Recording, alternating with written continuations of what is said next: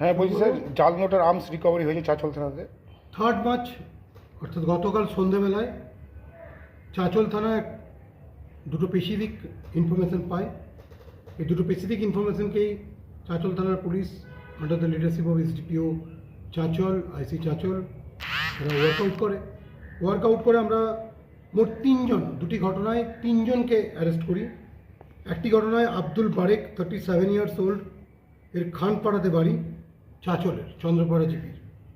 এর কাছ থেকে আমরা 5 লাখ FICL রিকভারি করি, যেগুলো জানা যাচ্ছে ও সার্কুলেট করার জন্য মার্কেটে সার্কুলেট করার জন্য নিয়ে এসেছিল বা বিভিন্ন জায়গায় সার্কুলেট করার জন্য। এটা ইনিশিয়ালি জানা যাচ্ছে যে শিলিগুড়ির একজন ব্যক্তির কাছ থেকে ও এটা নিয়েছিল এবং বিভিন্ন জায়গায় ছড়িয়ে দেওয়ার উদ্দেশ্য ছিল। অন্য একটি ঘটনাতে আমরা আরও দুজনকে অ্যারেস্ট করি, গোলাম রাব্বানি অ্যান্ড মিজানুর রহমান। এদের দুজনের বাড়ি হরিশ্চন্দ্রপুর পিএস এরিয়াতে। এদের দুজনের পজিশন থেকে আমরা 4টা ফায়ার আর্মস, 1 সেটার 4টা ফায়ার আর্মস এবং 5 রাউন্ড অ্যামুনেশন যেগুলো রিকভারি করি।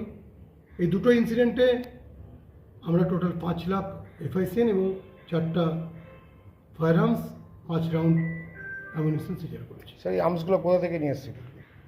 এগুলো বেসিক্যালি বিহারের দিক থেকে আসার পসিবিলিটি আছে। আমরা এদেরকে আজকে ফরওয়ার্ড করছি, এদের পিসিতে নেব, পিসিতে নিয়ে পুরো ব্যাপারগুলো আমরা আরও ভেরিফাই করব। এদের কি কোনো নাশকতা করার উদ্দেশ্য ছিল? পুরো জিনিসটাই দেখতে হবে। ফায়ার আর্মস নিয়ে আসছে, তার মানে ইল মোটিভ আছে। তো আমরা পুরো ব্যাপারটা দেখব। এরা নিজেরা এটা নিয়ে কোনো কাজে লাগাতো না অন্যদের সাপ্লাই করতো, সেই পুরো ব্যাপারটাই আমরা ইনভেস্টিগেশনে দেখব। প্রিভিয়াস কোনো ব্যাকগ্রাউন্ড ক্রিমিনাল রেকর্ড আছে? যে FICL নিয়ে ধরা পড়েছে তার আমরা এখনো পর্যন্ত কিছু পাইনি, আর এদের দুজনে আমরা খতিয়ে দিয়েছি।